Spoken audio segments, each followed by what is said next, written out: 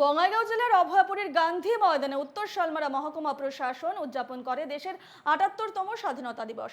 শহীদ বেদিতে মাল্যদানের পর আনুষ্ঠানিকভাবে জাতীয় পতাকা উত্তোলন এবং অভিবাদন গ্রহণ করেন মহকুমা শাসক। তারপর পরিবেশিত হয় বর্ণাঢ্য সাংস্কৃতিক অনুষ্ঠান। के लिए बाजी है।